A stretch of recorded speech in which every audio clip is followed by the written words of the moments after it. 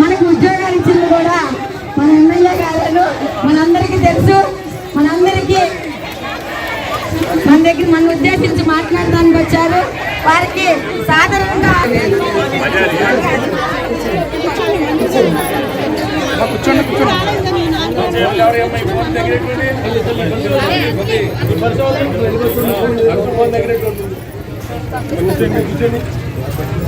అంటే నేను డిఎస్పీ గారికి వీళ్ళందరికీ ఫోన్ చేసి మా ఇంటి పోలీసు వద్దండి, బాగానే ఉంటాం, వాళ్ళు నన్ను వచ్చుకోవట్రు, మళ్ళీ మాట్లాడుకుంటా ఏమైనా వస్తే అలా బాధ ఏంటో మాట్లాడతాను, పోలీసుని పెట్టబాక నేను చెప్పాను. చెప్పాక ఊరికే అసలు ఎంతమంది వస్తారు ఏంటని టీకే ఏమైనా అరేంజ్ చేద్దామని ఆవిడ ఫోన్ చేస్తే మన మన హరిబాబు మా ఇతను మాట్లాడండి, మా రఘురాం మాట్లాడి అమ్మ ఎంతమంది వస్తారు, ఎన్నింటికి వస్తారు అడగమంటున్నారు అని చెప్పారు. అట్లా కాదు మేము రావడం ఏమి కాదు, ఆయన ఏమైనా వస్తాడేమో కనుక్కోమన్నారు. వాళ్ళు రమ్మంటే వస్తా ఎందుకు రానన్నా, వస్తానండి దాని ఏంటని మాట్లాడదామని వచ్చాను.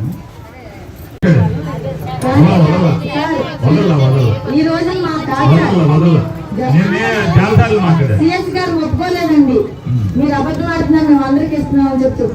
నేను నమ్మలేదు కదా, నేనే పొద్దున్నే పోలీసు చెప్పాను, మా ఇంటి పోలీసు ఉంటుందని చెప్పాను.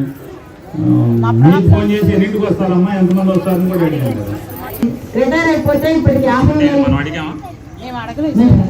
62 పెంచాలన్నారు, మనమే అడిగాం కదా. ఇబ్బందులు ఉన్నాయి.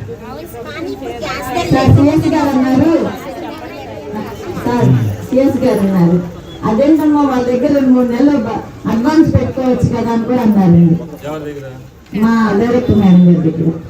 మరి వాళ్ళు ఇచ్చే తక్కువప్పుడు అంటే రాష్ట్ర ఖజానానంతా కూడా ఒక చేతి మీద నడిపే సిస్టమ్ పెట్టాక మనకి 2015లో వచ్చింది సిఎఫ్ఎంఎస్ సిస్టమ్. వేరే రాష్ట్రాల్లో కూడా కొన్ని చోట్ల ఉంది. ఈ సిఎఫ్ఎంఎస్ సిస్టమ్ అంటే సెంట్రలైజ్ అండి, ఎవరి దగ్గర డబ్బులు ఉండేవి అన్నీ ఒకే ఖజానాలో ఉంచి దాన్ని నడుపుతూ ఉంటారు. సిఎఫ్ఎంఎస్ సిస్టమ్ వచ్చిన తర్వాత మీ డైరెక్టర్ దగ్గర డబ్బులు ఉండటం అనేది జరగదు. ఆయనదే మరి ఆయన ఎందుకు అట్లా అన్నారు తెలియదు నాకైతే.